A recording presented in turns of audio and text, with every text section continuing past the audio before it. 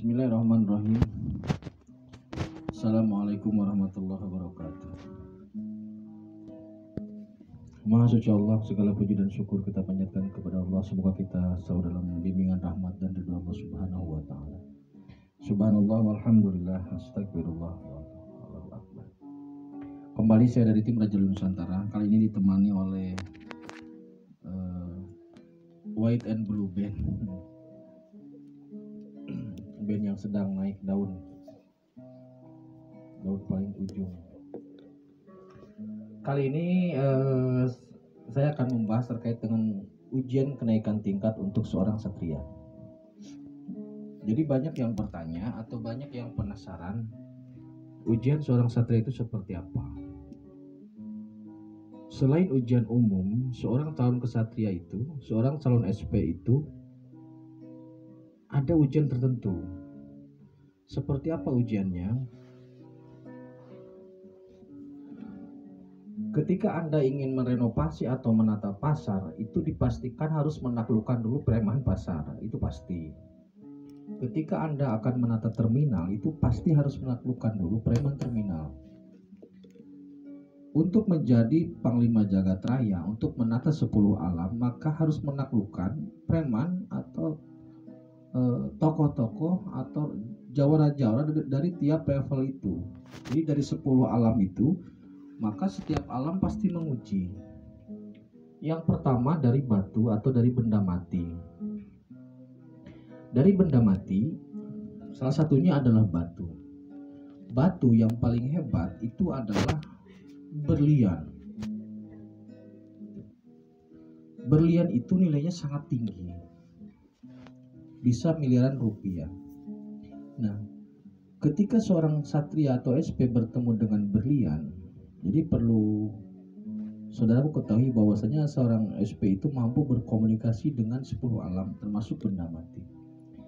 Ketika seorang SP bertemu dengan berlian, maka berlian itu mengklaim bahwa dia yang mulia, dia sangat mulia karena harganya yang sangat tinggi. Dan berlian itu tingkat kekerasannya juga sangat tinggi. Terus bagaimana cara mengalahkan berlian? Bagaimana untuk menjatuhkan mental berlian atau untuk menjatuhkan harga berlian supaya berlian kalah gitu? Maka seorang SP kemudian membawa berlian itu yang dikasihkan ke anjing. Jadi diikat dikasihkan ke anjing. Kemudian SP bertanya, apakah sekarang kamu bernilai? Di situ kemudian berlian menyadari bahwasannya berlian tidak bernilai ketika ada di leher anjing. Berlian itu bernilai ketika ada di jari-jari manusia atau ketika ada di etalase toko yang mewah, ketika ada dalam kuasa atau ada dalam kendali manusia. Kemudian terkait dengan alam berikutnya yaitu alam tumbuhan. Ketika bertemu dengan tumbuhan atau pohon itu mengklaim bahwasanya dia itu istiqomah, bahwasanya dia itu memberikan kebahagiaan, bukan istiqomah, memberikan kebahagiaan, memberikan keindahan untuk bunga, memberikan buah untuk pohon yang berbuah. Kemudian bagaimana SP mengalahkan tumbuhan? Maka jawabannya adalah tumbuhan itu memang memberikan keindahan untuk bunga, memberikan buah untuk yang berbuah, tetapi tumbuhan itu tidak istiqomah. Angin dari kanan maka dia ke kiri, angin dari kiri dia ke kanan, matahari dari timur dia ke timur, matahari dari utara dia ke utara. Jadi tumbuhan itu tidak istiqomah, maka kalahlah tumbuhan.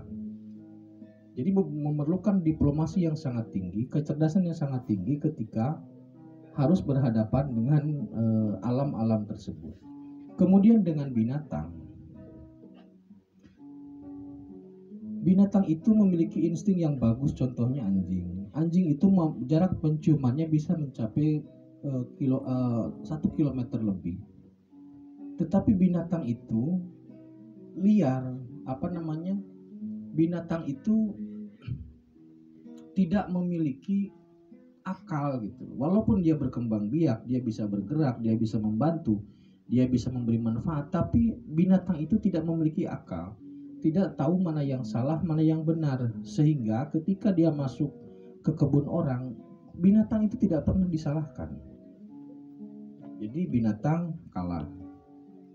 Selanjutnya, alam selanjutnya yang harus ditaklukkan adalah alam siluman.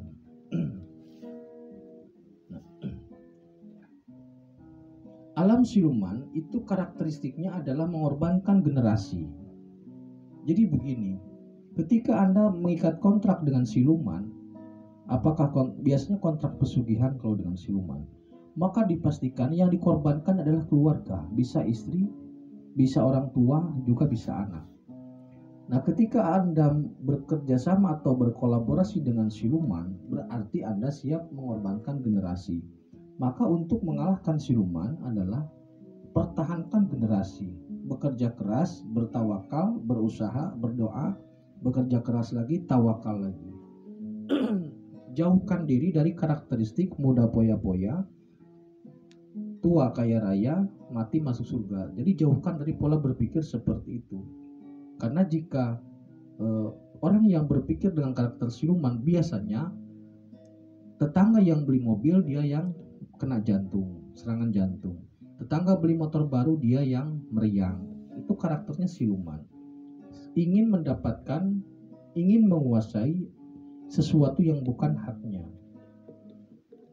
Kemudian, jadi cara mengalahkan karakteristik siluman atau dunia siluman adalah menjaga generasi, bekerja keras, berdoa, tawakal. Kemudian dengan jin. Jin ini karakteristiknya parasit terhadap ibadah. Jin itu mendorong untuk ibadah karena dia butuh nilai pahalanya. Maka untuk jin biasanya kolaborasinya itu adalah kolaborasi kesaktian, ria. Jadi kalau jin itu masuknya ke dunia ria. Jadi jika seseorang beribadah, kemudian dalam hatinya ada sedikit ria, maka nilai ibadahnya diambil jin. Itu bisa jadi seperti itu. Ketika Anda menolong seseorang, kemudian dalam hati Anda ada kebanggaan yang tidak disandarkan kepada Allah, maka itu ria. Ria itulah yang kemudian menjadi nilai poin bagi jin. Termasuk juga kolaborasi atau kemitraan kesaktian dengan jin. Itu ria. Selanjutnya adalah mengalahkan setan. Jadi untuk jin, maka hindari ria. Kemudian untuk mengalahkan setan, setan itu karakteristiknya duit. Apapun yang ada dalam benak Anda ketika perhitungannya adalah uang, maka di situ sebenarnya karakteristik setan. Nah, seorang SP harus bisa melepaskan diri dari kebutuhan duniawi. Sebenarnya materi itu alat, itu sah. Teori manapun pasti mengatakan sah, tetapi jangan diperbudak oleh materi. Materi itu alat, tetapi jangan diperalat oleh materi. Ketika seseorang sudah diperalat oleh materi, maka dipastikan dia sudah tercengkram oleh karakteristik setan. Jadi seorang SP itu harus melepaskan diri dari cengkraman duniawi, bukan melepaskan dunia. Karena hidup di dunia, tidak mungkin beli rokok dengan daun pisang, kecuali tukar dulu. Jadi tetap uang itu jadi alat pembayaran, cuman jangan diperalat dengan uang. Ini sangat tipis sebenarnya. Ketika Anda khawatir karena beras tinggal 1 kilo, ketika Anda khawatir uang tinggal sekian, nah kekhawatiran itu sebenarnya yang menjadikan ketergantungan terhadap materi. Padahal sebenarnya ketika sudah sudah bersama dengan Allah, maka tidak ada kekhawatiran, tidak ada bahaya, jangan takut dan jangan bimbang, jangan sedih dan juga jangan khawatir. Jadi karakteristik setan mengalahkan seperti itu. La yaduru bi asmihi. Yang terakhir karakteristiknya iblis. Yang ke-9 sebenarnya karakteristik iblis. Iblis itu karakteristiknya arogan sehingga memalingkan kita dari Allah. Ketika kita sudah berkarakteristik arogan, maka itu adalah bagian dari karakter iblis. Maka seorang SP itu tidak bisa atau tidak boleh atau tidak akan arogan. Karena sedikit ada arogansi, maka itu tandanya dia sudah tercengkram dengan karakteristik iblis. Seumpama begini, ketika Anda menolong orang yang kecelakaan, kemudian dalam hati ada kebanggaan ketika dipuji oleh orang, maka itu masuk karakteristik jin. Tapi ketika Anda mengatakan kepada orang lain bahwasanya kalau bukan saya yang menolong, dia mati, itu karakteristik iblis. Ketika Anda minta bayaran untuk bensin karena menolong orang itu, maka itu karakteristiknya setan. Jadi karakteristik ini sangat tipis dan selalu mencengkeram kehidupan kita sehari-hari. Seorang satria harus bisa lepas dari itu. Kalau belum bisa lepas dari itu, dari ujian 9 alam itu, maka belum bisa menjadi seorang kesatria. Apalagi nanti ujian dari manusia. Jadi yang ke-10 ujian dari alam sendiri atau dari manusia. Ini interaksinya sangat luar biasa karena memang satu dimensi yang sama. Kalau ujian dari manusia itu banyak, dari depan, dari belakang, dari kanan, dan dari kiri. Istri, anak, orang tua, saudara, teman, itu ujiannya seperti itu. Insya Allah lain kali kita bahas terkait dengan ujian dari dimensi manusia. Itulah ujian untuk seorang calon satria. Ujian ini bukanlah ujian untuk peringatan, melainkan ujian ini adalah ujian kenaikan tingkat. Jika berhasil, maka dia akan berhasil menjadi seorang ksatria, menjadi seorang SP. Jika tidak berhasil, selesai.